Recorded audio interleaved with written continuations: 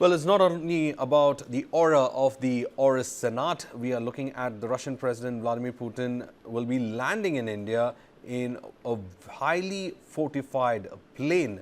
Now, the aircraft, often described as the Flying Kremlin. President Putin reportedly has 4 such planes in total. The renovated version of this plane is valued at around 6,275 crores. The plane is equipped with special defensive systems to ensure the president's safety. Its exterior features a radar-resistant coating designed to provide protection against potential air and ground threats. Inside, the aircraft offers a private office for the president to work on the go. Now, there are multiple conference rooms for the meetings. The plane also has rest and guest lounges, a mini gym to stay during its flights, and a large dining room for formal meals. Additionally, there is a small medical room to handle any emergencies that could happen mid-air. We were talking about how the Russia-India relationship is set to be a pivotal relationship when it comes to India's geopolitical concerns. And we have with us a professor who is joining us and has been, in fact, giving us a detailed understanding of how this relationship is supposed to be quite multidimensional and how, in fact, the challenges it's faced, the kind of resilience it has. Well, Professor, before I let you go, the last part of it is this. Everybody is looking at Central Asia, a place, a region that has a lot of natural resources. You have China looking to have access through Central Asia. You're looking Russia to keep its hold on Central Asia, and India also looking at Central Asia, because Central Asia is at a pivot, the Eurasian point in which where you can have access to Europe as well as to Asia's larger economies, and everyone wants a pie of it. How do you see probably this friendly fire working out when it comes to the Central Asian region, and how much of an permission, or rather how much does it allow for India to engage with Central Asian republics where Russia sees those areas to be under its influence?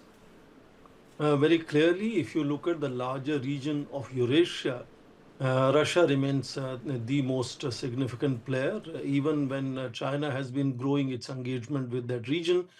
And more recently, last month, even United States decided to invite all 5 Central Asian republics leaders and host a joint summit meeting. India had done a similar joint summit meeting, I think, in August earlier. India has very strong relationship with all the 5 Central Asian republics. But when we talk of larger Eurasian region, there is a Eurasian Economic Community. And India has been trying to develop some kind of a free trade area agreement with the Eurasian Economic Community, in which case Russia will be very helpful in fructifying that effort. But also India-Russia trade will benefit from India joining that kind of Eurasian Economic Community free trade area. Indeed, the President Putin comes to New Delhi soon after his visit to Bishkek in Kyrgyzstan, where he attended the CSTO summit, Collective Security Treaty Organization, which is a kind of a mini NATO, North Atlantic Treaty Organization for the Eurasian region, including 10 countries as members.